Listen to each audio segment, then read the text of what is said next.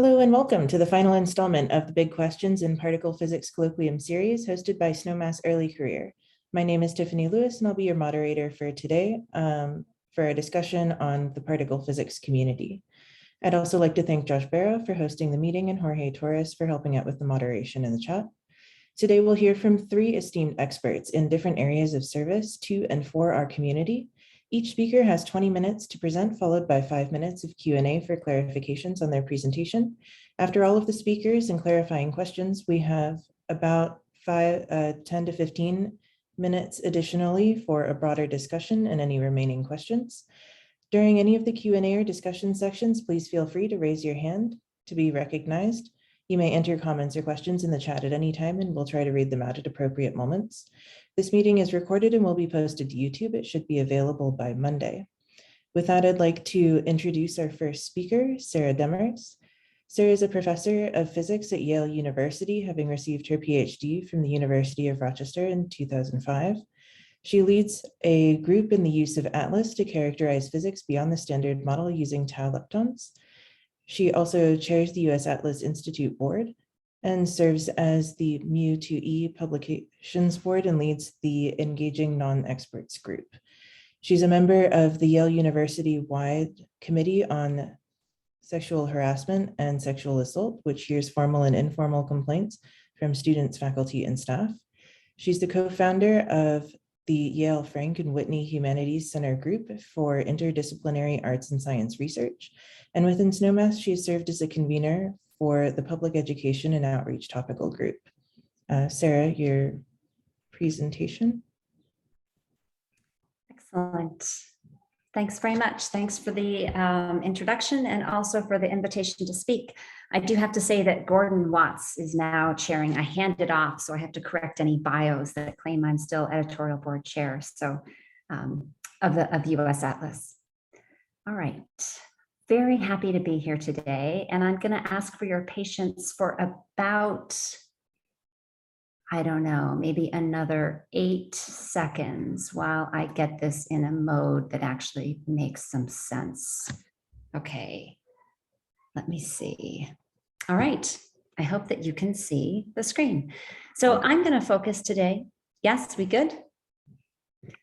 I'm going to focus on public engagement in terms of the big questions. But the very first thing that I want to do is note that there is the world we have and there's the world we want. I'm going to spend my time mostly talking about the world that we have now because that's what people are operating in. But that doesn't mean that I don't think that we can have forward movement. So I just want to acknowledge the way that maybe I hope things can change before I launch in.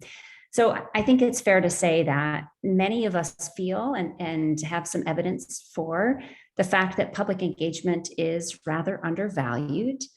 It's also rather underguided, meaning we don't always have good metrics regarding what's effective. And we don't always have training necessarily that's dedicated toward the kinds of engagement that we're doing. It's unevenly carried out. And by that, I mean that the people who are engaged with engagement are clumped. It's not spread out through all of the community. It tends to be something that several people are very passionate about and do a lot of, but there are colleagues who do not really participate. And it's also unevenly distributed in terms of the communities that we're engaging with. Parts of that could be demographics, geographic distribution, different parts of the population. Thinking about all of the lay public here, non-particle physicists. So I just want to point people to the outcome, one of the main outcomes of the public education engagement group that Tiffany was just referring to. We have a document that has recommendations about structural changes that might put us in better shape, okay, so that we can move closer to the world we want. I've got a link here, and I encourage you to read that document if you're interested. Just flashing for you the kinds of things that we dive into in that document in terms of our recommendations, okay? So the kind of support that we want for public engagement, rewarding public engagement or thinking about it in hiring, tenure, promotion, et cetera. Ways that we can actually institutionalize public engagement in our interactions with each other, all kinds of things. So I encourage you to look at that document if you're interested. But now I'm going to spend the rest of my time talking about where things stand. How do we operate in terms of public engagement, given the world we're all living in right now? So I just have three big questions for us, and I hope that this leaves us plenty of time to have discussion. The first thing that I want to address is, why is public engagement important? The second is, how do I get involved? Maybe some people who are listening are not really active, but are curious and would like to be more active. And then maybe some people listening are incredibly engaged with this kind of work and are finding it challenging to try to balance this with other aspects of work. And, depending on where you are in your career stage, you have different pressures and requirements on you. So those are the three things that I'd like to tackle today. But let me start with why I think public engagement is important. And one of the reasons is summarized on this slide. They say that no press is bad press. All press is good press, right? But I think that in particle physics, we really push the envelope for this. This is picking on my own part of my own field. I'm on the ATLAS experiment. And at the Large Hadron Collider, I can report this morning, we had our first stable beams of 2022, incredibly exciting. I'm out at CERN right now, and we'll be reaching a new energy frontier on 13.6 TeV, and we'll see if any of these stories pop up. So this is one reason, just to correct any misconceptions out there about what it is that we do. Another reason that I think public engagement could be important is the representation of science and scientists in particular in popular culture. These are just a couple of examples, and some of them maybe showing my age a little bit. Honey, I Shrunk the Kids maybe that doesn't count as current pop culture anymore. I don't know. And Back to the Future. Anyway, you can see some trends here, but in terms of what's represented on this slide and what I know about the people who I work with every day, very, very different, not even in the same universe. So correcting that, making sure that people understand who scientists are, I think is another reason for public engagement to happen. Another is that it can actually link into our funding. We are taxpayer supported, so having the support of the public is actually really important in terms of enabling our work. These two articles, I apologize, I grabbed these slides, some of these slides from thinking that I had done for a DPF talk a number of years ago. And I kept this piece of it, even though it's a little bit old, because it's very close to home. So I'm at CERN, my two experiments are affiliated with CERN and with Fermilab. You can see CERN's Expensive Science and Time to Close Fermilab. So these are a decade old, these articles, but this is the kind of stuff that can pop up in local news and people think about. Is this money justified? Another reason for us to engage with the public is as an educational mission. The public, at least locally for us in the US, is not necessarily very science literate, though maybe if you asked many of us questions about the solar system, those of us who don't work on the cosmic frontier might have a hard time. I think we would get this question. But anyway, there's motivation here to try to educate the public.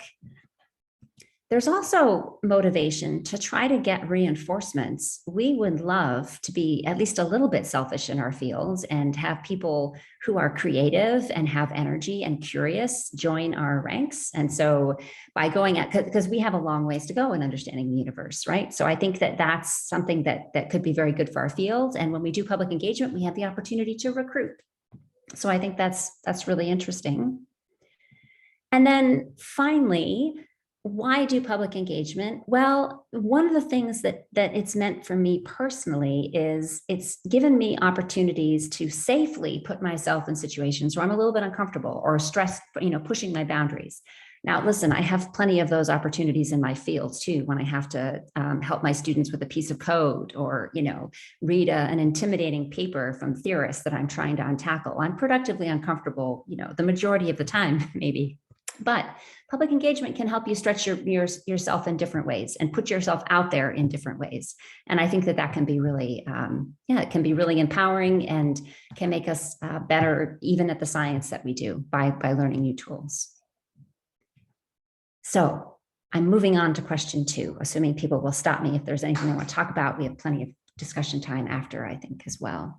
And that is, okay, maybe you're convinced that you want to do public engagement, but maybe it feels like a club to you. Maybe there are some people who are always called to talk to the radio. Maybe there are people who have podcasts, or you see people doing writing and it's not clear to you how to get involved. So I'd like to just talk for a little bit about, what are entry points or ways that you might think about this. I think the first thing to think about when you think about public engagement is what are your strengths? You don't have to just play to your strengths, but what are your strengths? What do you care about? What is your style? I think in my experience, something that the groups I've engaged with can tell pretty quickly is if you are being yourself or if you're not being yourself. And we all have different styles, and lots of different styles work very well. Maybe an example of this is, this is fraught.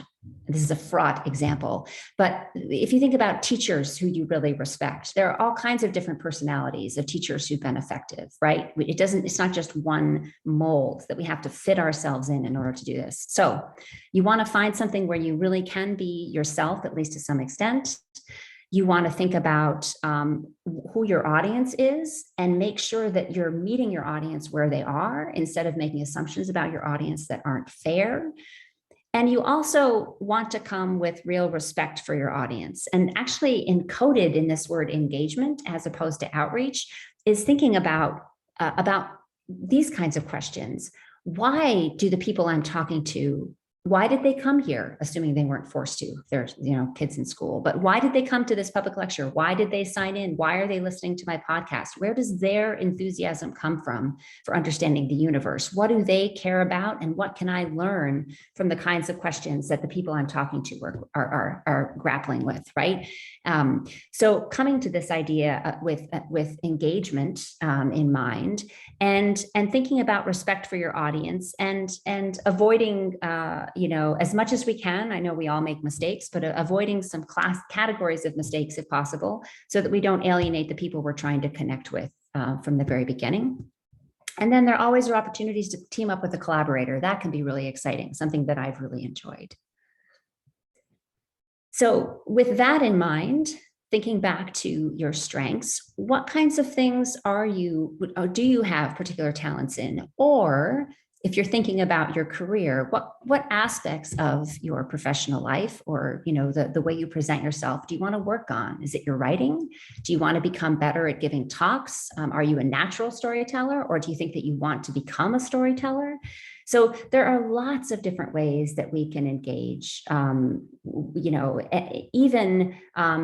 in things that aren't necessarily so forward-facing. We can enable engagements with the public by helping with infrastructure, right? To support databases and keeping track of people who are curious and drawing connections. There are all kinds of ways that we can engage. I'm going to go through these next slides really quickly. I hope as soon as I can get connected back to Fermilab's Indico that I will be able to post these slides, so you have the links that are on the next pages. But this is just a couple of ideas that are, really concrete things where you can click on links and get going. If you're thinking about learning how to write an op-ed, if there's an issue in science that you really care about that you want to communicate, there are all kinds of tips and tricks that you can use or find at this link. I highly recommend it.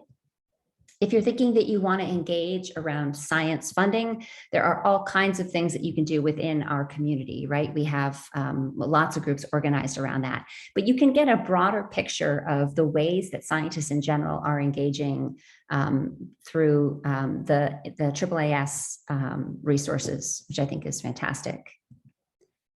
And it's worth keeping in mind that there are lots of places where you can find the public. A lot of people have had success at these, going to a bar like science cafes or happy hours, those kinds of things. There's a link here to one of the contributed papers to another contributed paper to the public education and outreach group for Snowmass that has a really cool physics pavilion that they bring to festivals, music festivals, and all kinds of big outdoor parties. So lots of ways that you can actually engage. If you're at an institution, if you're a graduate student or a postdoc, there may be something locally. At Yale, we have the Yale Science Diplomats. This is such a cool club. I mean, they practice giving talks. They go out to the community in New Haven and engage with people at libraries. They do all kinds of things. They also go to Congress. If something like this doesn't exist, maybe there's a group or club that you could start that's local for you.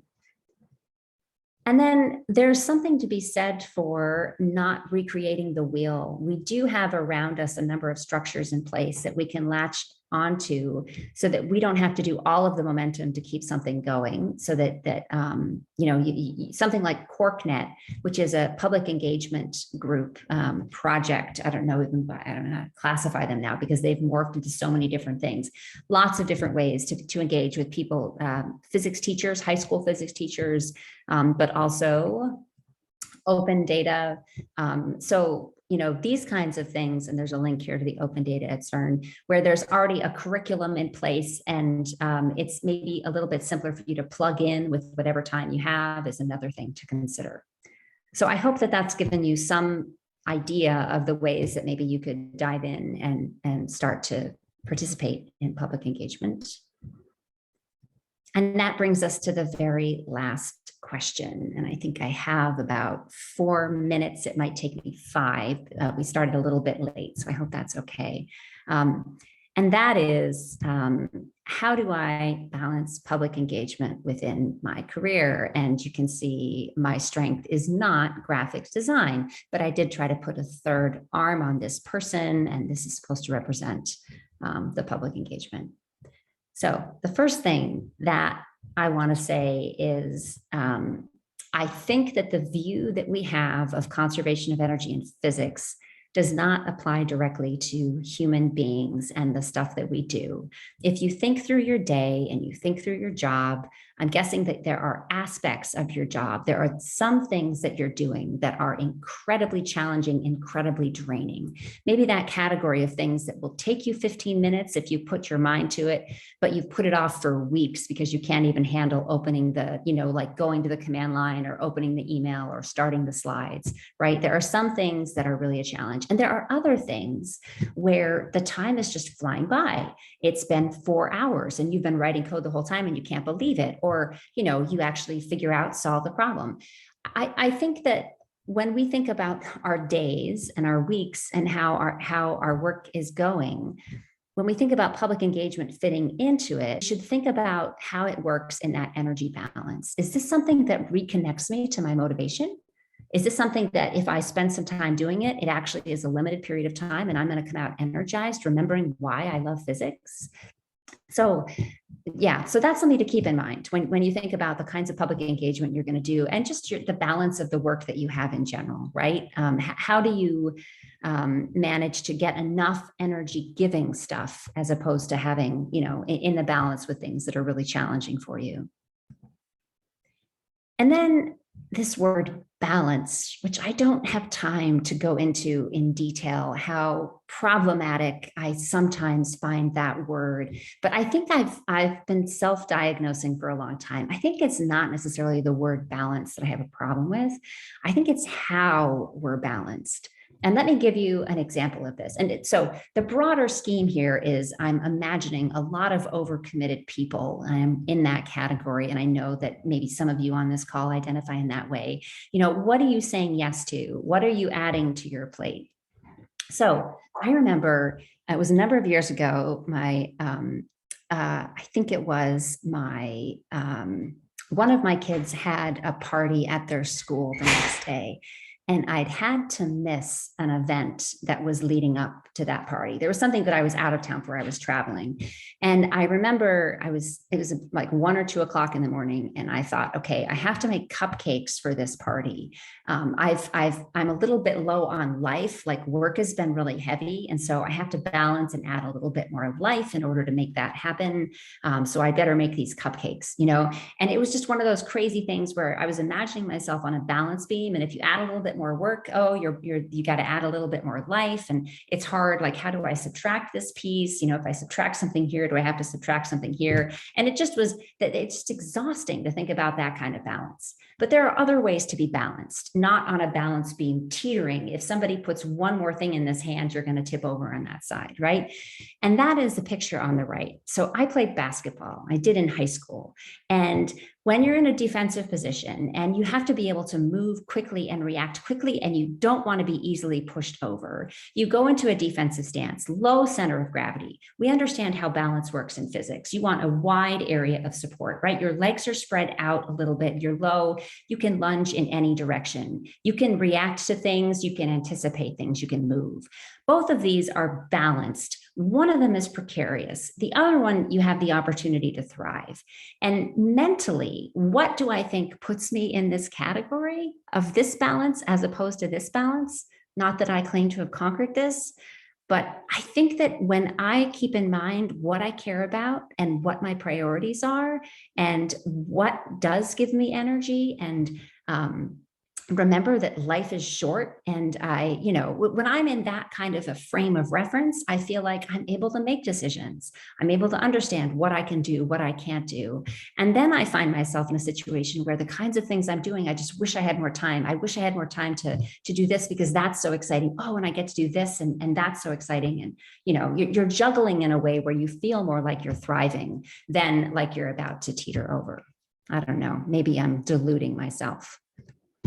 But the last thing that I'm going to say about this is that, again, particularly depending on your career stage, thinking about what you want to accomplish and in life, in physics, with your work, and what kind of platform you need for that.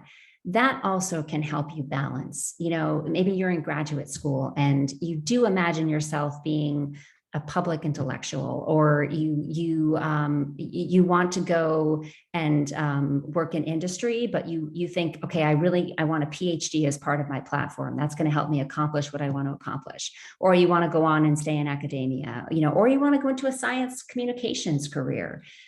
But maybe having that bachelor's degree is enough. Maybe you really want the foundation of having the PhD. Maybe in order to accomplish what you want to accomplish, you need to actually have some postdoc experience doing research. That kind of thinking about your platform and what you want to do and the kinds of credentials that you might need and experience that you might need to accomplish that, I think also can help understand what public engagement should be in the mix. And maybe if your dream really is to be a writer, a science writer, or if you want that to be a stronger piece of your platform, then your platform itself can include that kinds of public engagement experience and expertise. Those kinds of credentials are things that you want to build so that you can accomplish what you want to accomplish. Okay, I'm going to stop there. I think that was 20. I'm sorry. I think it was 20 minutes, maybe a little bit over. I apologize for that. I'll stop sharing and see if I can figure that out and see if people have questions.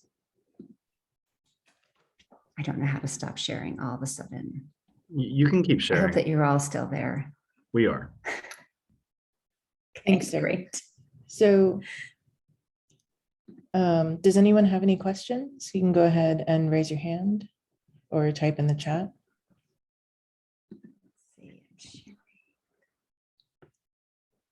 So I especially appreciated the point that you made on focusing on public perception of science and scientists independent of intentional recruiting. I think it's really important to have a scientifically literate voter base for a modern democracy. And I see that Josh has put his hand up. You can keep going with that if you want, Tiffany. No, that was the end of my thought. Okay. Well, I just wanted to again thank Sarah for a great overview. I wanted to know your opinion on when you think people, especially maybe on the academic or national lab route, are best to get involved in these kinds of endeavors. I mean, so for instance, I guess the parameter of my question comes from I have volunteered, for instance, in Science Bowl in high school, where I'm a science judge or things like this. And at least one thing that I've perceived in my own life is that when you're dealing with high school kids or even younger kids, sometimes having that smaller age differential is helpful in being able to not just express to them ideas about science and what it is that we do, but also just being able to kind of connect with youth in that way. Do you have any opinions on like when is best to get started with those things, or do you think that it's best to, in the young stage of a career, really try to focus on those credentials that you mentioned? Right. I mean, I guess that that's a really personal question, right? The way I would think about that is, does that science bowl, is that something that's super exciting? Like, wow, it's so fun to talk to those kids, and I got them fired up about physics, and that makes me feel really good, and that reminded me. So is it something, because when you're earlier in your career, I think focusing on the kinds of public engagement that's energy giving is excellent, because that way it's building you up and it's helping you in your career. I think that you always are learning. You go into that kind of an environment and you're learning about what education is, how it works, where gaps are, what do people know. You become a better communicator. So I think that it's super beneficial. The trick is probably to not get super overcommitted with lots of, to get to the point where it's actually interfering and detrimental to the work that you want to accomplish through your more traditional research. So I think if it's something that brings you energy and makes you feel like you're giving back, like, why are we doing science if we aren't communicating that? So we have to share our results, right? Or why are we doing this? It's for humanity at some level. So I wouldn't wait. I really wouldn't wait. I would dive in at any stage, but just in a way that's, and if you start something and you realize, wow, this is just a huge time sink, it's interfering with my work and it's really dragging me down, stressing me out, I have to hold off on this. I can't do this kind of service right now until I'm more stable in my career. Somebody else has to pick this up. I don't know if that helps or not. Yeah, that does. And just one other follow-up to that. In your experience, what do not just the public, but I guess particularly the political class, politicians, who do they respond to the best? Is it younger people who are bringing that energy, or is it more seasoned credential experts? I think we've learned in the visits to Congress that the staffers in particular, when we're talking to staffers, respond super well to people who are enthusiastic. And I think that there's absolutely something to be said for early career scientists doing very well with staffers, right? And actually Congress people all the way up. I think that the details of credentials, are you an assistant professor, an associate professor, a full professor, a lot of that's completely, in those kinds of interactions, nobody knows the difference. Who cares, right? You work at CERN, you work at Fermilab. Wow, you're a particle physicist, right? Doesn't matter if you're a graduate student or if you're a faculty member. It's nice sometimes to work in teams because people have different perspectives. But I think that young people absolutely have an energy that's important.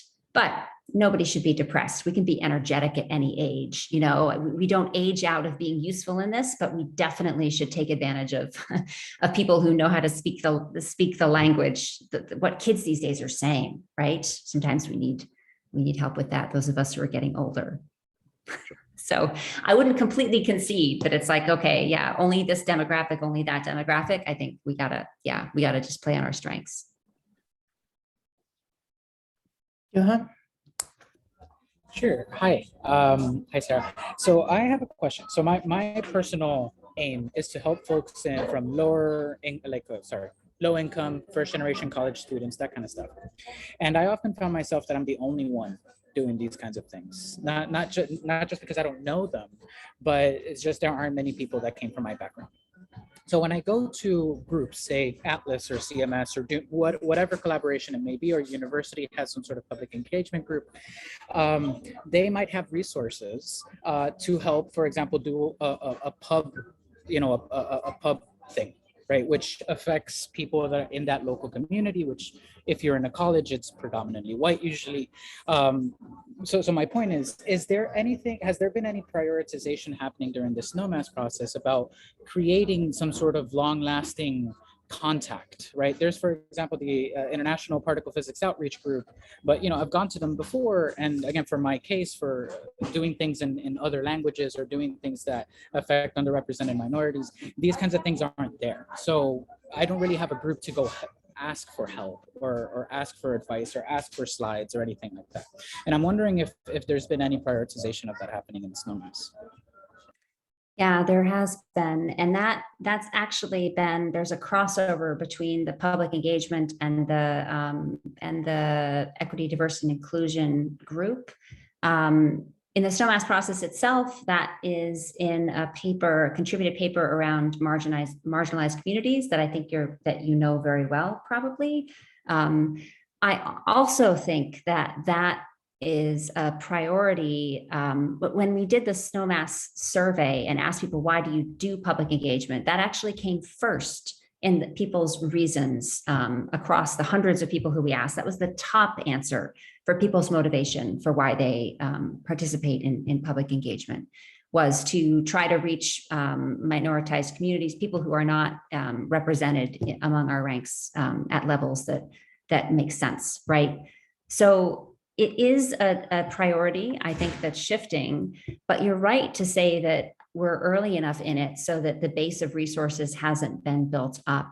I can say from the US Atlas perspective, where that's been identified as a priority for us, what we've started to do is to reach out directly in partnership and not plan events that we bring to different communities, but reach out to communities and ask, what do you need? Can we co-plan an event together? We have done this once. We're scheduling another, I think, this summer as an event. And so that we're starting to build those kinds of relationships. It's a slow process, and it's too slow, and it needs to be more of a priority for us. But yeah, I think you've identified a real gap that we need to fill. And Johan is our next speaker as well. So if you'd like to start putting up your slides.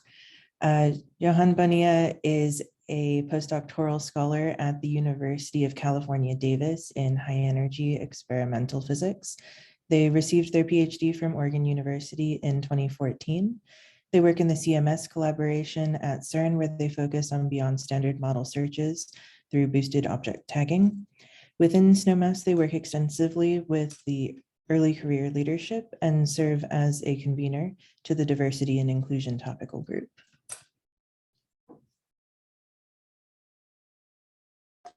All right, thank you very much for the introduction. So hi again. So I'll be talking to you about, first of all, sorry, I am at a McDonald's because I have no internet and I had to come to the first bit that had some connection. So I'm sorry for the noise. If it's too much, please let me know. So I'm talking to you today about the third community engagement frontier topical group, which focuses on diversity, equity, and inclusion. I'm not the only co-convener for this. There's four of us. There's Carla Bonifazi, Michun Chen, and Cindy Lin, who co-lead this with me, and many more people that have put in a lot of work in producing contributed papers and being part of the discussion. So this is in no way my own, my own making. There's a lot of people involved in this. So anyway, throughout this presentation, I'll be making these big questions clear with a kind of magenta pink looking color. So whenever you see that, those are the big questions that I'm trying to pose to all of us. But really a big question that we should be asking is, well, what is diversity, equity, and inclusion? This is a word, these words are used a lot. And actually one of my points is that perhaps it's used too much. It's used as a sort of a catch-all topic. That means if there's a problem that has to do with social dynamics or anything along those lines, then we throw it into the DEI problems. But let me try to break this down a little bit. So the way I see diversity as a coexistence of different people, different perspectives, really, experiences, identities, and there's many facets of this, right? And often these are associated with gender and ethno-racial identities, but there's many more. For example, there's socioeconomic status. If you are a white straight man, white cisgendered straight man, but are a first generation college student, you don't have the advantages that some other people might, right? Or understand how academia works, or have a really tough time adjusting to physics in particular. That's one example, right? There's many, many, many more. And this is all I consider diversity. It's really the different perspectives coming together for a common goal. And the actual composition, so, whether someone is considered an underrepresented minority in some field or not, really comes down to the community, right? And the dynamics that play with it, again, manifest relative to this community. This could be if you're talking about on a global scale, say if you're talking about global science, it's a little different than if you're talking about your local group and the way that you do physics in your own group or in your own lab. Of course, this might be different for high energy physics versus, say, humanities, but also within high energy physics, there's the theory community, there's the experimental high energy community, or the experimental neutrino physics community. These all have different dynamics, and it also varies institute to institute. And in today's world, where we're really trying to look at a global perspective of things, we really have to consider all of the different idiosyncrasies of each community and how that all comes together to produce a social dynamic. So this is something important to keep in mind. So the next bit is equity, right? So there's equal opportunity, which is, let's just give everyone the exact same thing, but equity goes a step beyond that, and it says, okay, it's not only equal opportunity, it's equal opportunity that's normalized or relative to the experience and culture of the individual and of the culture that it's in. So in this, it's absolutely necessary to recognize injustices, inequalities of journeys, positions, the point of their career that that person may be in. All of this really, you really have to take this into consideration. So not only accept it, but then also act on it in order to make it truly equitable, right? In order to make something a truly equitable opportunity, all of these things need to be satisfied. Then when it comes to inclusion, this is really is providing a welcoming space to an individual. And although the way I put it here is quite general, I was trying to be careful in putting together my words here, where there needs to be an active part of this, right? It's not just saying in some slide that you have, say, we welcome all, or if you have a job advertisement that you're putting forth, it's not just putting the diversity clause that everyone puts on their ad at the very end. That's not really being inclusive.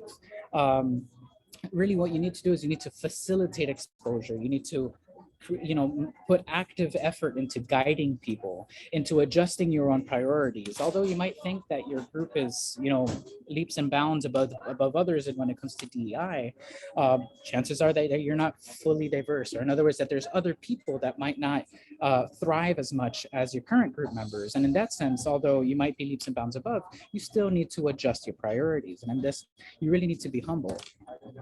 So the last point here I mentioned at the very beginning, which is that DEI or EDI, however you might want to call it, is a very loosely defined term. And it often overabsorbs a lot of responsibilities. And this is dangerous for folks that are in committees or whatever it may be, that the work keeps on piling on. And there's nowhere else really to look forward, to look around, to put this responsibility on someone else.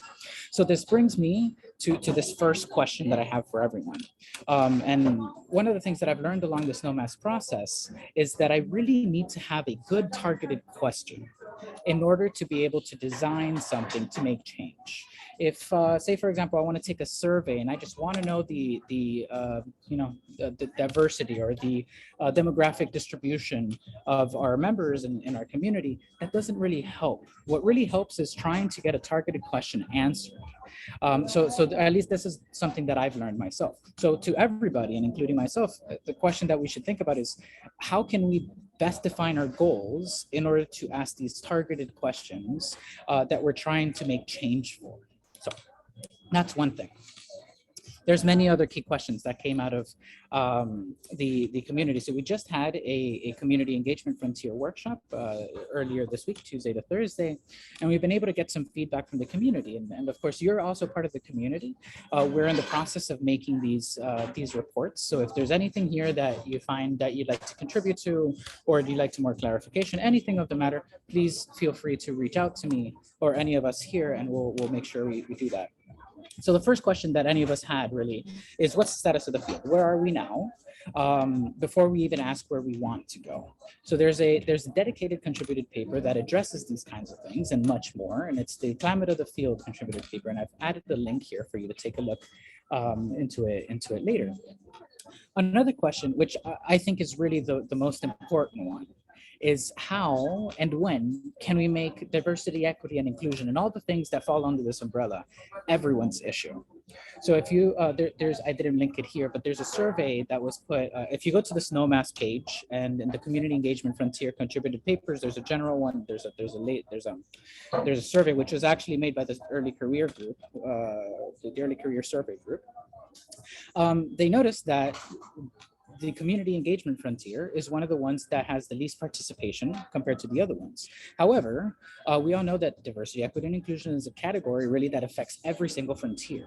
So naively, you would expect to see more participation in it, but in fact, this is not the case.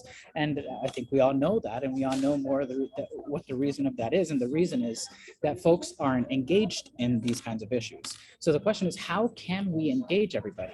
How can we convince everyone that these issues that we're talking about here are everyone's problems, and not just the underrepresented minorities that tend to be taking up most of the work here and carry out, put forth most of the hours to be able to get this done. And a lot of times the folks that do this kind of work are discouraged by their advisors, and sometimes they have a reason to do so, because the field isn't friendly to this kind of work. They see this as not physics. They see this as wasting time. Someone else that's not putting the work into this has time to do research. So all these things I think is really important. And personally, I can't wait. I don't have until the next Snowmass to hope that this field gets better. I really only have a couple more years until my postdoc time is up, and then I either have to move on or get lucky.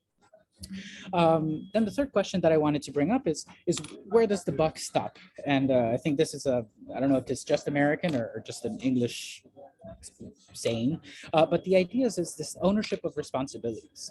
I've seen time and time again in which when something is not very well defined, or there's no formal writing or anything of this nature, the responsibility of who addresses things or who has to crack down on things is transferred. You first ask your advisor doesn't know, they ask the chair doesn't know, they ask the dean doesn't know, and it keeps going. And at the end of the day, this ends up hurting the person who's experiencing the issue, and either they give up after many months of trying, or it just doesn't get fixed at all. Again, and I've seen this happen many times. So how can we as a community have someone pick up this responsibility or formalize the fact that this responsibility needs to be taken up by someone? So this is a hard thing to answer, and I really don't have an answer for this, other than we need to continue to expose this idea to each other as we're doing right now, and we talk to our advisors, and we keep making the argument that this is absolutely necessary and now. And each of us have, I say, use our power dynamics, but use our positions and use the power dynamics that lay in those positions. Say either a mentor or going out and doing community engagement. These are all things that you can do to help mitigate the problem. And unfortunately, it might seem like it's small, but from conversations that I've been having with, say, for example, Sarah had a wonderful lunch with you yesterday, the day before, I can't remember, how really these kinds of conversations are useful. They really start to create allies within the community, and that's really important. When the day it comes that maybe we all need to vote in some sort of collaboration board or as APS members or whatever it may be, people are already exposed to it at that point. So I think that's important to talk about it, although we might not have the answer to how exactly can we make people responsible. Another point I wanted to bring up is the idea of community consensus on DEI issues. So a lot of our field works not necessarily on community consensus, but it more often than does end up going in that direction. But consensus may not be the best choice. I lived in a cooperative household with 17 other people, and we had house meetings that lasted hours because we needed to get to consensus. And we all knew this wasn't the best idea. But, you know, it has its pros and its cons, just like having majority rule has its pros and its cons. What we're seeing now, though, is that while there's a stalemate happening between things that need community consensus or majority or some sort of top-down work, we do have de facto activism. There's folks like all of us connected here that care about these issues and can do things about it. It could be writing a paper, it could be talking to your advisor, it could be mentoring people when you're not necessarily advised to do that. These are all things that are really important. And again, part of what I'm trying to say here and stress here is for us to self-reflect and think, what could I be doing better for not only myself, but for the betterment of the field? And there most probably is something. And in one of the contributed papers that I'll mention in a bit, there's the simple question that I think I've heard it at some point, but they bring it up. And it's, what can I do Monday? What can I bring to my lab, to my place of work, to my friends on Monday? Can I have a conversation over lunch? What could I do actively on a short time scale that can start to chip away at this big obstacle that we're seeing in front of us? Now, let me just check the time. Okay, I got about 10 minutes. So then there's key terms vocabulary. I think one of the big problems that I'm seeing is that our field is not sufficiently exposed. So there's some folks that get the idea of DEI, but sometimes you use a word that they might not be used to. And then it takes some time to get them used to this and so on and so forth. But, there might be a better way of doing this. So this is kind of part of the issue we're trying to tackle within the CEF3 group. And it's addressing these kinds of questions at the very beginning of our report. So we want to answer things like, what is diversity? And how does it affect physics? These are the questions that I get asked all the time when I'm trying to, argue one thing or another. There's also lots of jargon, really. And some of this jargon is useful, some of this jargon is new for me, and jargon, as is in physics, it tends to communicate some sort of idea efficiently. It saves 5 minutes of trying to tell people exactly what you mean, and you just say, I went to a PWI institute. Again, it takes time to explain what that might be, but this is the point, is to try to get everyone on the same footing. And then there's the idea of language, right? So there's inclusive language. For the most immediate one that comes to my mind is the use of pronouns whenever you're, say, putting out a job ad or whenever you're talking to people. You could use he, she, or you could just use they. And actually this one comes into the idea of policing and gatekeeping. I'm genderqueer and I use they, them pronouns. And I don't know how many times people have told me, oh, they is not a grammatically correct thing to do. And that's gatekeeping and that's policing, right? And this happens in physics as well. Some people use the wrong word to refer to something that they're just starting to learn. And this kind of stuff actually puts people back a lot more than you might think. And I do this myself too. And I'm trying to stress that none of us are perfect. We all have to really examine ourselves and think about what are the things that we're doing that are causing harm. And I 100% guarantee you that each and every single one of us does it in one way or another, whether it's intentional or not. And part of, at least what I got out of this Snowmass process, is that I need to continue checking myself because I'm not perfect. So the idea is that inclusivity is dynamic. It will continue to change with time going forward.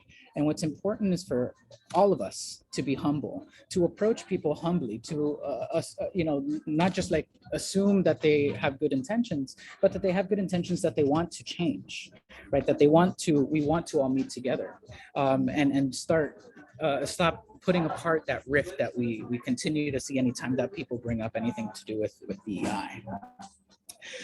So anyway, many of these contributed papers specifically target, experiences and themes. So one of the ones that I was most involved with is thinking about how Latin America and Africa can develop or countries inside Latin America and Africa can develop their own physics programs and how to do, how to get to that point. And there's very specific vocabulary that I've learned in the process of that or in reading other contributed papers. So I'm giving an example here of epistemic injustice. And this is this idea of when there's different levels or different bars of what evidence might be. So if someone, say, comes up to you and says, hey, I experienced sexual harassment in the workplace. When the person that's receiving that information then says, are you sure that's the case or that they weren't just being nice to you? That is an example of epistemic injustice in which I am, because that person, I perceive them as being, one gender or the other, I am not giving them the same bar than if they were the same gender that I was. So it's just an example, and I'm sorry if I'm kind of butchering it right now, just trying to move forward and keeping things efficient. But this is one. Another one is this idea of having a community-oriented work style. A lot of people that come from low-income backgrounds or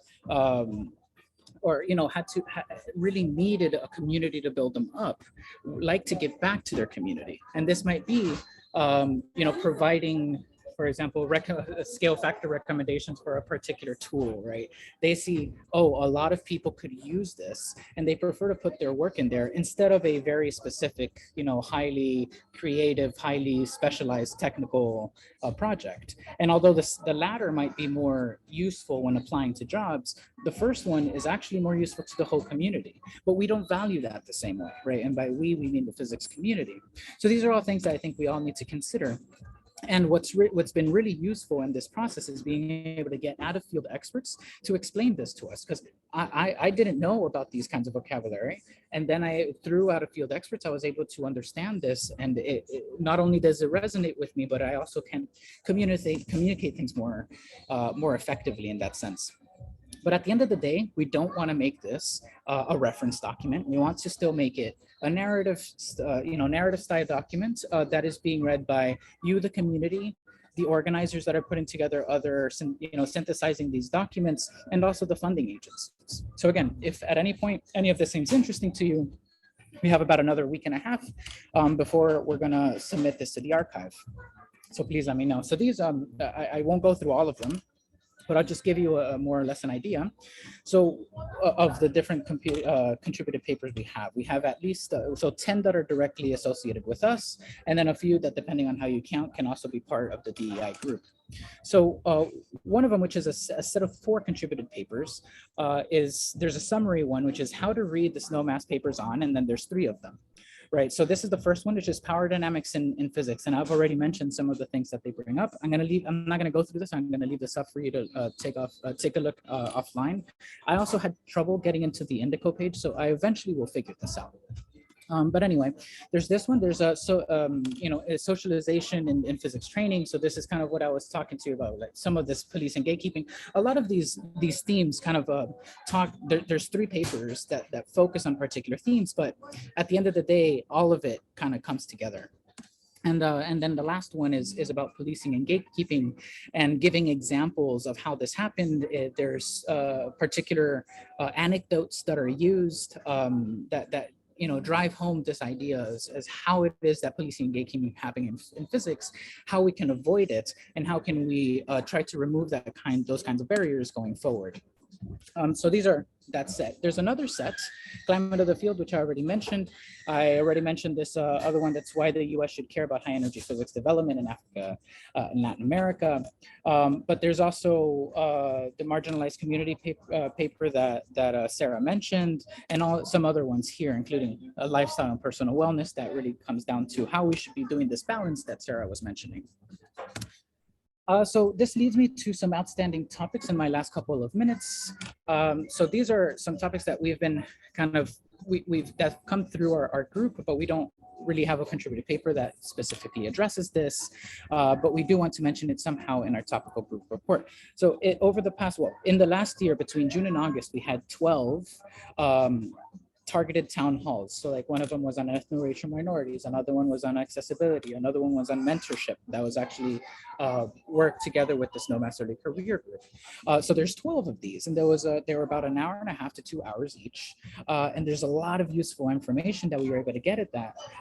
However, it wasn't it wasn't easy to synthesize all of this. There wasn't enough time, there wasn't enough person power.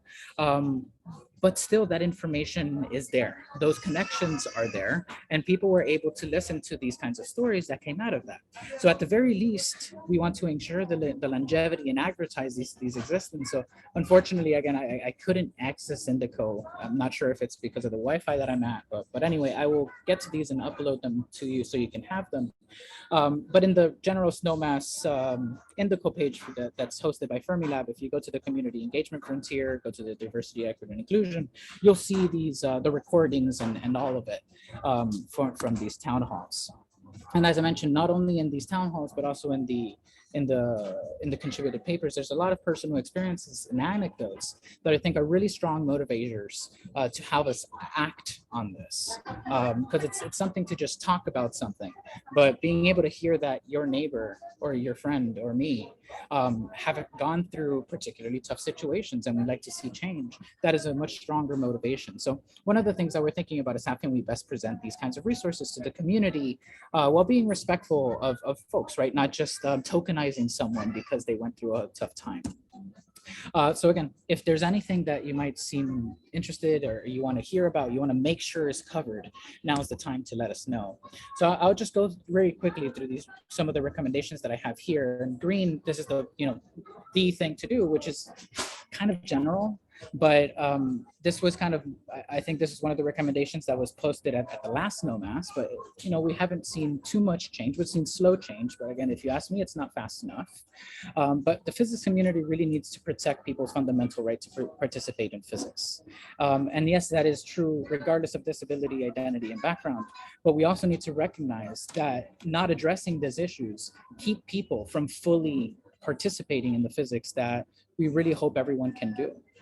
So there's lots of things you can do in conferences. You can, for example, you can try to have some sort of sliding scale for fees, waiving for certain people, especially if you're in your early career, if you don't have that kind of funding. There's childcare resources that are another example. But at the end of the day, it really comes down to planning, budgeting ahead, and prioritizing things. And if you prioritize accessibility, you need to budget from at the very beginning, and you don't need to scramble 2 weeks before and then pay exorbitant amount of fees in putting together some sort of closed captioning service the day before. It just becomes really, really expensive, as opposed to if you do actually get that planned in from the very beginning. So again, I'm going to kind of go through this because I'm a little late. This last bit, and I'll mention this again, I've mentioned this like 2 or 3 times. Let's have some genuine individual self-reflection. Like what it is that we're doing, what it is that we could do that's better. And if there's anything that you can try to, put yourself in a different perspective to be in a better place later. I think this is something that we should all always continue, not just during the Snowmass process, but just going forward. So anyway, there's also recommendations to external entities that we've been putting together. So on the left, I have an example from the contributed paper on high energy. Why should the U.S. care about high energy physics in Latin America? And the idea is that you can't just hope that you provide a fellowship for someone for 2 years to study at some sort of national lab, and then the hope is that they go back to their country and set up a high energy physics group, and if they don't, then it's their fault. And that's not the case, right? Because it's actually quite difficult for a variety of reasons, and I'm happy to explain that later, but I don't have the time today. But that's one example. And the other example is, can we actually put teeth to responsibilities? I mentioned this earlier. When does who has responsibility for things? And at what point can we actually start saying, can you include in your funding reviews some sort of DEI related issue, or fixing the climate that you're having? All of these things, I think, are good in paper, and they're starting to move in this direction. But at the end of the day, there is no teeth with these kinds of policies as they stand up today. So finally, it takes me to the outlook. Again, where do we come from? So in 2013, I wasn't part of the Snowmass process. There were only 2 of these DEI related papers. If you look at today, there's at least 11, 12, it depends how you want to count it, but many folds more. So although this growth is good, how we ensure that people actually read them? Another question is, where are we going? So we only have a few months left in the Snowmass process, but what else can be done now? And what kinds of commitments can we get within institutes to continue this, right? Because this kind of change needs to continue happening. And from here to July, we're not going to fix everything, right? We need to continue doing this going forward. And this last question here I have is really for us in this meeting. Where do we want to see ourselves for the next Snowmass? So, you know, I'm counting down where I would be, and I'd be on the really, if I stay in the field, I'd be really up on the older side of the Snowmass early career, if not, you know, not necessarily considered early career. So at that point, where do I want to see the field there? And what I have, my own opinion, is what I have here in purple, is I like to see DEI efforts evolve from being this idea of education and exposure, which we're trying to help people understand what, you know, gender inclusivity really means, into the idea of self-reflection, and then moving even forward beyond that into sustainable action. So there's where I really would like to see the field moving, you know, in 8 years' time, but we'll see how that shapes up.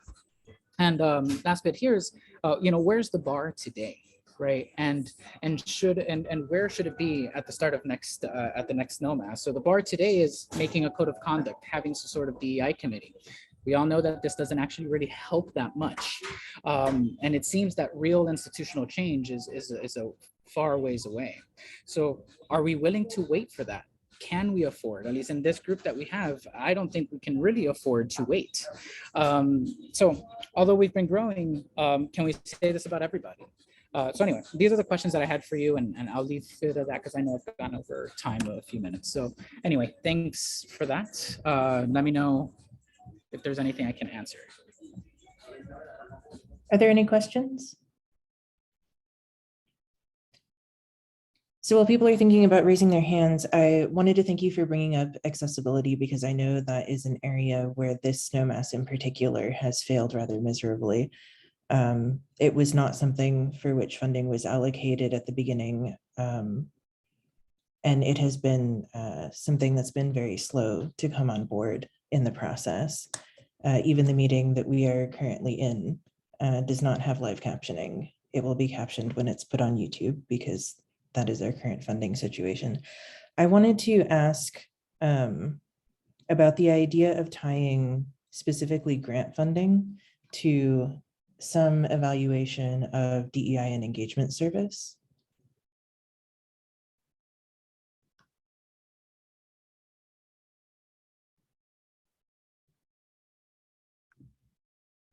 Johan, you're muted. Sorry, thank you. So I was saying that the example that I grabbed was from the Climate of the Field contributed paper. And I wanted to give the opportunity to Erin. I think I saw her connected to the meeting in case they wanted to say anything about this. Yeah, sorry, I can't see my participants from where I am. Okay. Anyway, so Erin, if you want to jump in, let me know. But right, I mean, it comes down to whose responsibility is it, and at what point do we want to?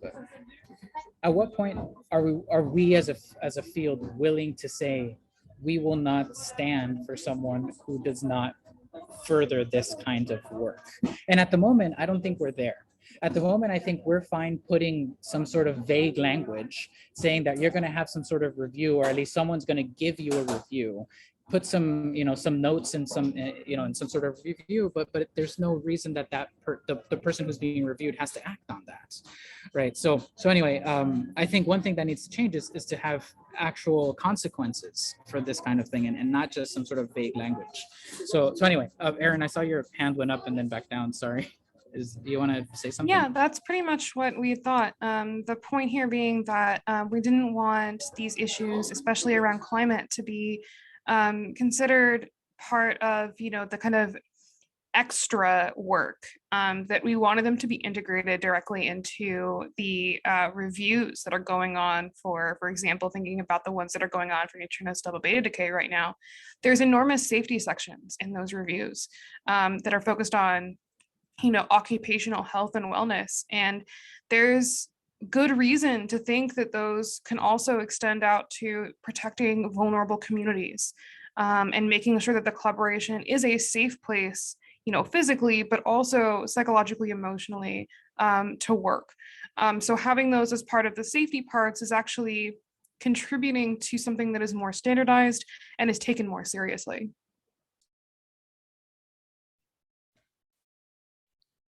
All right, thank you, Erin, and thank you, Johan. Our next speaker is Kitevi. If you want to start putting up your slides. Yes. Kitevi Asamagan is an engineer and physicist at Brookhaven National Laboratory. He received his PhD from the University of Virginia in 1995. He studies beyond standard model physics with the ATLAS experiment and was part of the collaboration during the discovery of the Higgs boson. He co-founded the African School of Physics, a nonprofit that trains African researchers in fundamental physics and its applications. He was elected to the African Academy of Sciences in 2019 and named a Fellow of the American Physical Society in 2021. Within Snowmass, he serves as a convener to the Community Engagement Frontier. Thank you very much for the invitation. I am very, very pleased and happy to be here with all of you to share some of my perspective on these questions. I will start to talk a little bit about the community engagement frontier of Snowmass, to extend a little bit the scope that Johan and Sarah has already presented. So this Snowmass has 10 frontiers. 9 of them are physics related, and 1 of them is about community engagement. I also would like to say that I am very happy to see that some of our heavyweight of DPF are in the audience, namely Tao and Shekhar. So some of my big questions will relate directly to, them in addition to all of us. So community engagement. So Breeze and I have been convening the efforts in this frontier. And I also like to say that, all of the people who have been leading effort here in this frontier are physicists. Yeah. And there seems to be some perception that it's a frontier that some people are interested in and should be working over there. But I do research on the ATLAS experiments, and I also have a lot of, outreach and other efforts. I am a physicist. All of these people are physicists, except perhaps only one person. So none of us are trained to be worrying about community engagement. It is a problem for all of us. We all have to worry about it. So I would like to challenge any perception or any sort of understanding that this frontier, is for just some people who are interested in it, or maybe some people who have some expertise to be working there, like people who are interested in neutrino frontier and cosmic frontier, and they've been doing research over there. That's where they are operating. Many of you here, or all of you here, are physicists, and you have your frontier of interest, and you are operating there. My frontier of interest is the energy frontier. So doing community engagement or leading the effort here isn't exclusive of me being engaged in other frontiers. So this frontier is cross-cutting because the issues that we are discussing here are everywhere in our physics community, no matter which frontiers you are working in. Yeah. So here's our topical group conveners. We have 7 topical groups, which I will go into in a little bit. And then we have also liaisons to other frontiers. Yeah, these are some of the people who have been liaising between community engagement and other frontiers, so that we have a communication channel, and we are talking to each other. And like I said, since issues are the same, diversity and inclusion is it's an issue everywhere, right? Outreach, career, it's everywhere. No matter which frontier you are in, you're going to face those issues at some point in your life. So we all should be concerned. And that's the real message here. And why are we not all concerned? Because some of these issues are going to affect you at some point. Yeah, so here's the scope. We have a topical group on application and industry. So here it's the idea of develop and strength, help and industry relationship in both directions. So we learn from our folks who have gone into industry, they learn from us, technology transfer, that relation is well developed. And we can also communicate to the public how those two sectors are benefiting, strengthening each other. Career pipeline development, a lot of you here are early career folks, and you may be thinking about what's next. What is the field doing to ensure your transition to the next stage of your career development? So it's an issue that directly relates to you. You may be in Energy Frontiers and writing that beautiful physics paper, but you really should be thinking also about this particular issue. Okay? Diversity and inclusion, you hear, Johan has eloquently illustrated the punchline there. Physics education, yeah, how do we really educate, the people who are going to come and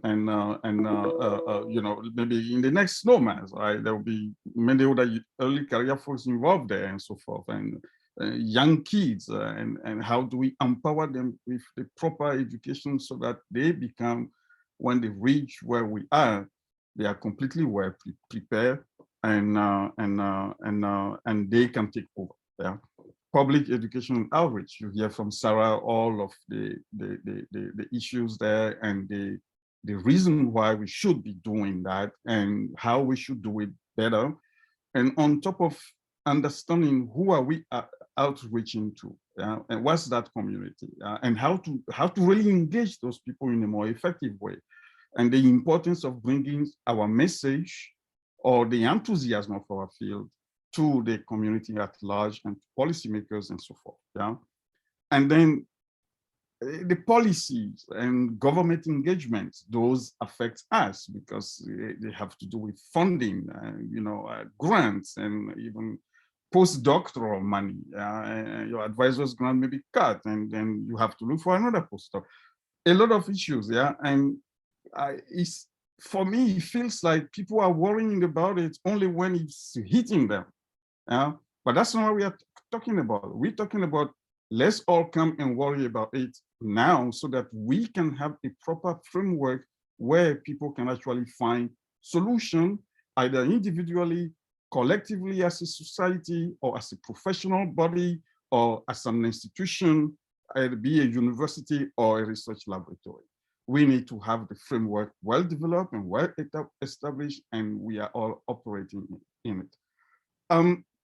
Environmental impacts, big laboratories are in communities, and communities may be worrying why going to be another build something else here.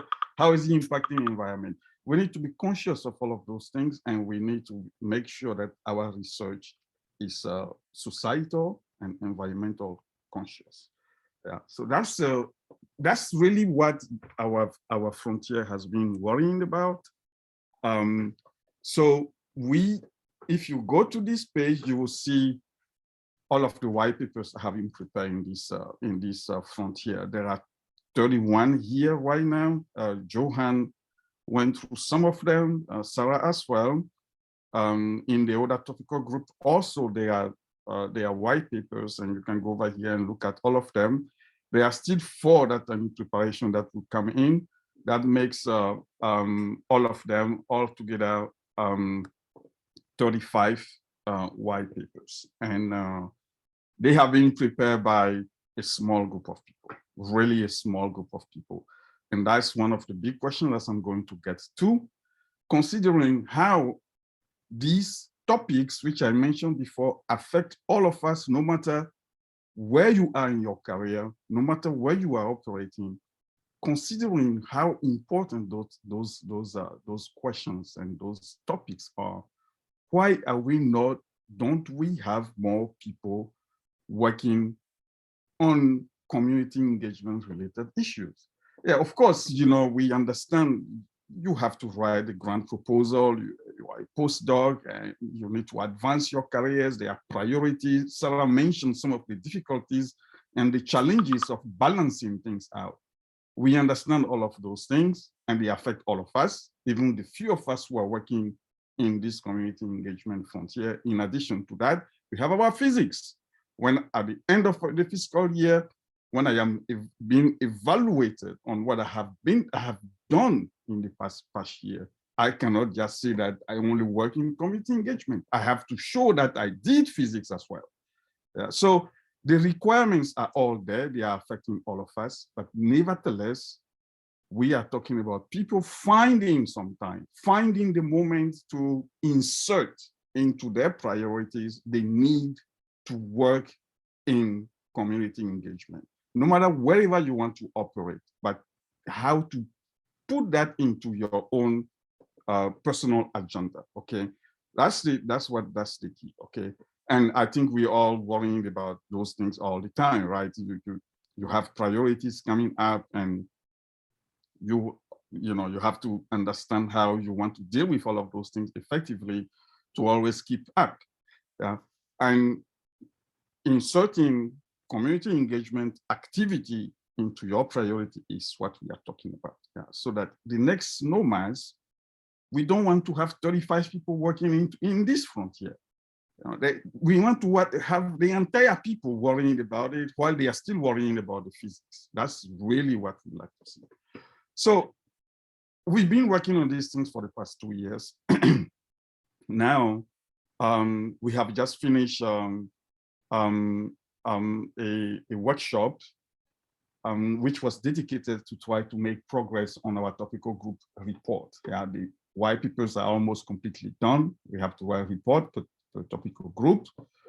So we were worrying about that, those reports, how all of these white papers, gets integrated into the individual report, and some of the ideas that didn't make it into white paper, like Johan mentioned, also are well captured. Yeah. Then we're going to start in June worrying about the frontier report. Yeah. And July is the community summer study, which is going to happen in Seattle. And from August, we'll be thinking about the end of this Snowmass, making final tweaks to our reports. Other frontiers will be doing that as well. And ultimately, Snowmass will end, and everybody will go back to just worrying about what they have been doing before they got involved in Snowmass. And that brings me to the big questions that I would like to raise in this forum, and that we have been raising before, and that we'll keep raising. What then? When Snowmass ends, what then? I believe is a huge question, and everybody should be thinking about it, because the other frontiers that energy and neutrinos, cosmic, yeah, some body of people called HIPAP are going to take their recommendation and make actionable items for funding agencies. So we know how that is going to go next. What about community engagement? All of these recommendations that Johan and Sarah have just illustrated, and that we believe are very important, who is going to act on them? I mean, the individual one, maybe you can do something. Maybe after this workshop, you will be energized and say, I want to do more outreach. I want to learn how to do it better. That's fine. That's great. But what about recommendations that we have worked for 2 years, and that relates to climate at institutes, or that relates to funding agencies taking some action? Who is going to own those things and make sure that they are implemented? Those are big questions, and we should be thinking about it, and we should be raising it in all the forums where we are given the chance to talk about these sort of things, okay? Because if we don't do it, I'm afraid to be cynical, there's going to be, perhaps not very much is going to happen. Just like this previous Snowmass, was already mentioned in these forums, that not a lot of implementation happened from whatever recommendation came from the previous Snowmass. About engagement. of course, right? That's what we're talking about. Now, you can see the problem already. We have already mentioned that we are a few people working on this stuff, and we are not experts in community engagement. We are physicists first. We have physics job, and we respond to our physics requirements as defined by our institute, right? And we get evaluates on that, yeah?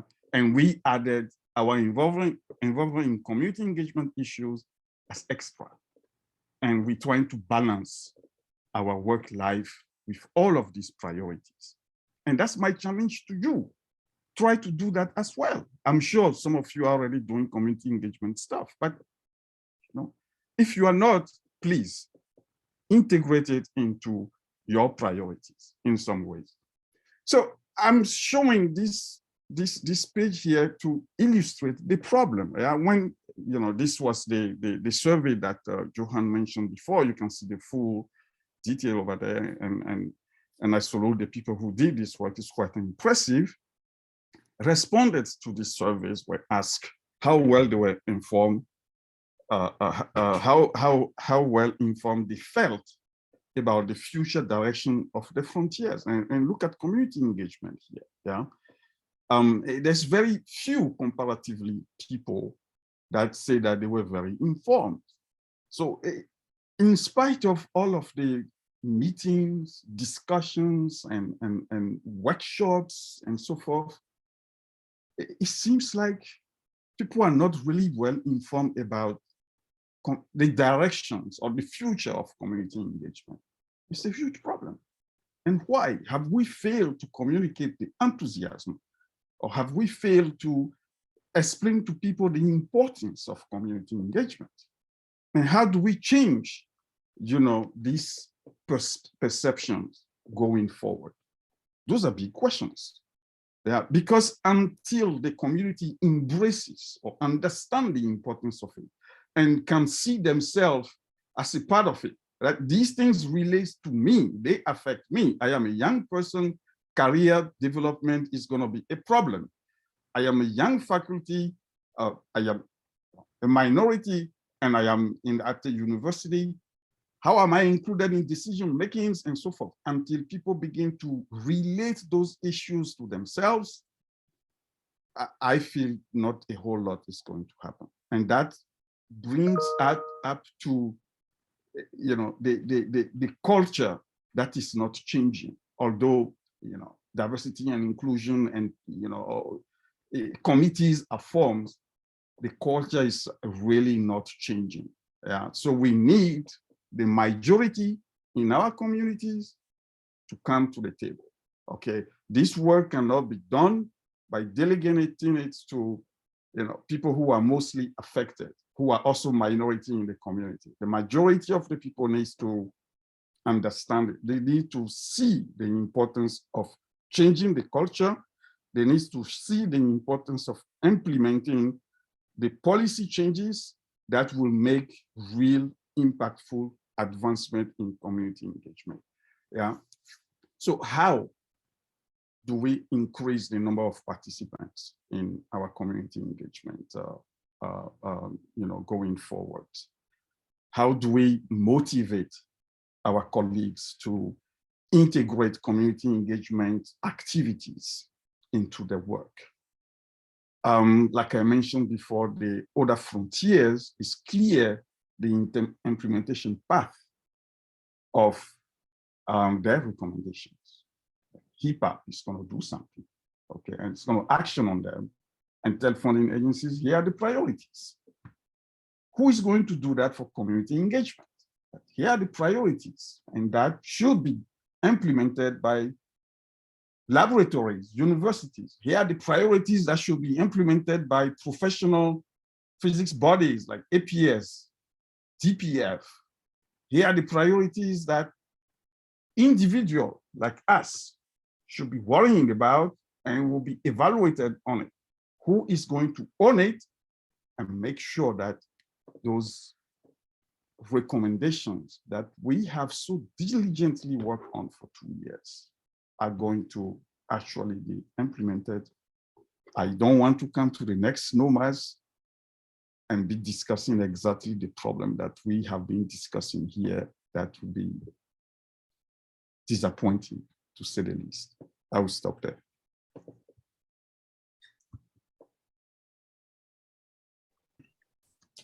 Thanks, Katevi. I see a hand from Tao. Yes, first of all, I really want to thank you all for organizing this very important meeting, and also in particular the speakers, and to have brought up very important topics, and I learned quite a lot as well. And also I want to thank you all for the significant contribution to the Snowmass access, for the Snowmass accesses, for the exercise, sorry, for in particular for the EDI effort and the community engagement effort. I think every speaker brought up an important point to say, and Sarah said what we want for the world. And Johan said we want to see what the continuation for the next Snowmass, and Katavi made it even more clear.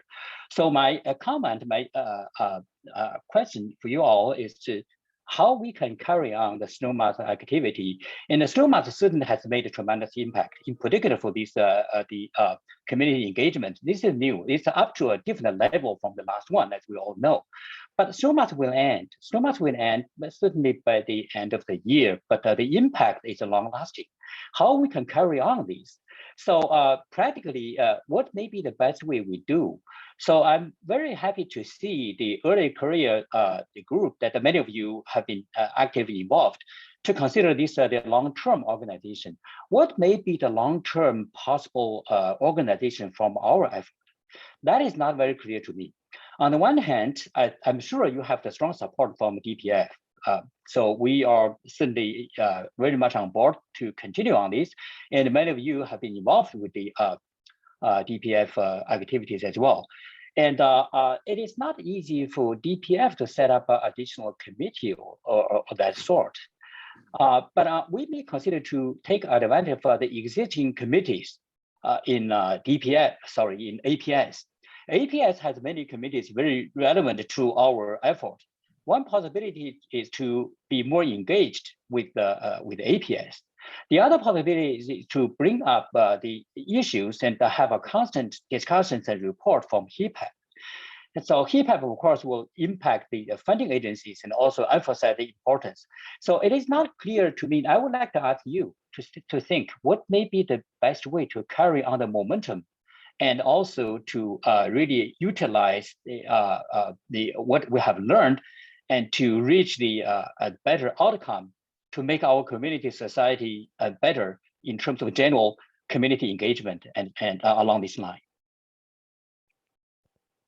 We do have one representative in our DPF, early career representative, which is relatively new. It's only a couple of years ago we started this. Shall we have some representative to represent this general direction, which of course we all agree is extremely important? What may be the best way for APS to do and for DPF to do?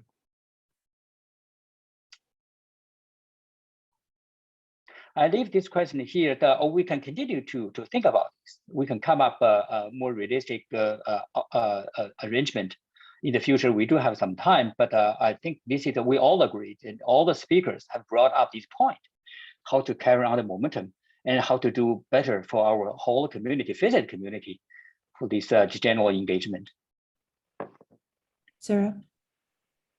Yeah, just a quick response to that. I think it's certainly possible for P5 to consider this frontier in addition to the other frontiers, to not completely ignore it at the next prioritization stage. So that would be one small thing, one small change that could actually have a significant impact, I think. Very good. This was brought up. I think it's okay for us to comment on this, and the Shekhar is here as well. We had a meeting with the last P5 chair and the HIPAP chair. We would like to know what we should do, what we could do, even beyond the all 5 Ps. The 5 Ps, the most important thing, the project. So the many of our frontiers, current frontiers, don't seem to necessarily fit into a specific project. So therefore, we have to really tell the P5 activities to say something extremely important for our community, but may not necessarily fit into one of the Ps. So community engagement certainly belongs to that, even more than community engagement. What about the computation? What about the theory? So many of these are important frontiers. And now it's certainly frontiers beyond last Snowmass. Last Snowmass, the only 3 frontiers. Now, all of these things are in equal footing, equally important. How we can make the impact from the P5, as Sarah said. So I think that would be important to have a relative early engagement as soon as we can. That is a very important point. It has been under discussion, and the speaker can confirm that, but it's not clear how far we can go with that because the P5 charge has not been constructed yet.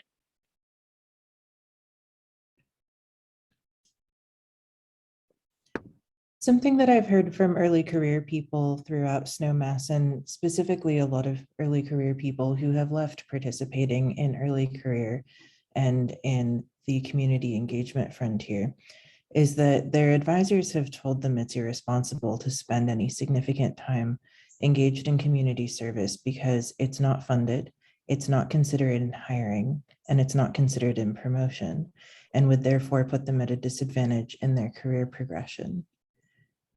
Is there anything that we can propose to P5 that would change that logic? Can we recommend that it be funded?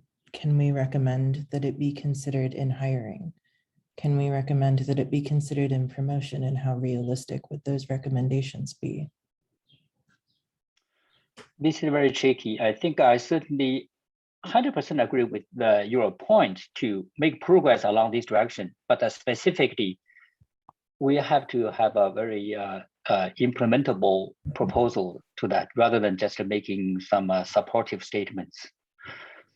We may have to discuss the realistic issues, and I can understand as a thesis advisor, the thesis advisor probably would be much more eager to get the results out and to get the writing done rather than saying that, sure, it is important, but it's not you to take your time off. That's a tricky issue. We should certainly consider this seriously, and to get this the community on board, community understand the importance, but have some practical implementable recommendations.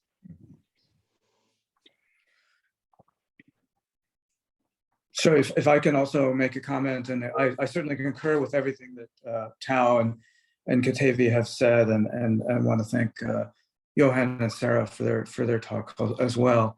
I think that we will have part of the purpose of the Snowmass activity in Seattle is precisely to get cross-frontier fertilization. And we certainly, in addition to the specific activities for the community engagement frontier, along with the others, we actually are carving out specific time in the program to deal with issues of community engagement, just in the general part of the program as well. And I know we're going to be coming to Katavi into the community engagement frontier for help and in making sure we use those well. But I think those times are a time we can explain to the community, and the importance, and underline to the community the importance of these things, so that we aren't in the same situation at the next Snowmass. There are some opportunities we have in the near term. So, for example, the Department of Energy said, and they said to us, Tao, to me, to Joel, to others, that they thought, diversity and inclusion, diversity, equity, and inclusion was going to be a priority going forward. And then when we went to them and said, well, how are you going to help us support it? They said, well, we don't have a division that deals with that, so we can't help you support it. So DPF had to support it directly, but that should change. I mean, that's just unconscionable. And I think that with the advent of a new director of the Office of High Energy Physics, I think we have the opportunity. We're going to have Harriet Kung from the Department of Energy there. We're going to have people from NSF there. I don't think, although ultimately, and I think Katavi mentioned this as well, that agencies are going to be the only issue. They represent us as a community in the end. The more seriously we take it, the more seriously they're going to take it. But in the end, the real action is going to happen in our own institutions at home, in our laboratories, in our universities, And each of us, certainly those of us that are senior members of the field, need to take it upon ourselves to represent that in our departments. And that's not just high energy physics, right? When we work in a department, we have to work across all of our fields to make sure that these issues are front and center across all of our hiring decisions, across our decisions about curriculum and about supporting students. And what we can do as a high energy physics community is make clear, and I think this is part of what our hope is that you'll help us with, that DPF is hoping you'll help us with, is to highlight the importance of this. In addition to just being the right thing to do, which is of course the main reason we do these things, we need to have one more thing I would add to what's been said, is that we need to construct a vital and a vibrant community that can be sustained over the 40 or 50 years of the projects that we're talking about, right? When I entered the field, when like Katavi, I won't speak for you, but I know Tao and I are roughly the same age, but when we entered the field, our experimental colleagues could look to 4 or 5 year time horizons as the longest to finishing things. And maybe we're starting to think about 10-year timelines, but now we're talking about 30, 40, 50 year timelines in some cases. Some of the things that we're talking about, if we're successful, may start running in the 2050s or 2060s, right? Well, who's going to be there to do it? Is the community going to have the vitality and the diversity and the strength that it needs in order to do that? Is it going to be internationally cooperative, which is also a whole other issue at this time? So diversity, equity, and inclusion, in addition to just being the right thing to do, and admittedly for all our failings, we still have a long way to go, it's also crucially important for the vitality of our field over the long run, I think. And I think that's the connection to me, to get back to what Sarah said and to Tao has said, I think making that point to the agencies is important. I think making that point to our universities and our institutions is important, and is one lever for helping us, improve the amount of focus that's spent on these issues.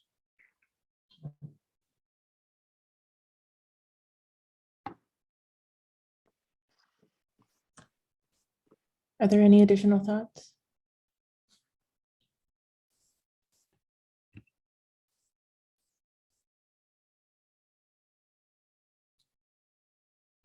All right, seeing none, I want to thank all of our speakers once again. I want to thank all of you for attending our final installment for the Big Questions in Particle Physics Colloquium series, hosted by Snowmass Early Career. As a reminder, this meeting is recorded and will be posted on YouTube. It should be available by Monday. I also want to thank our SEC organizers, Christy Engel, Josh Barrow, and Jorge Torres. My name is Tiffany Lewis, and we hope to see you at the Community Summer Study. Thank you very much. Thank you. So very, very good session. I appreciate it. Thank you for organizing it. Thank you. Ciao, everyone. Take care.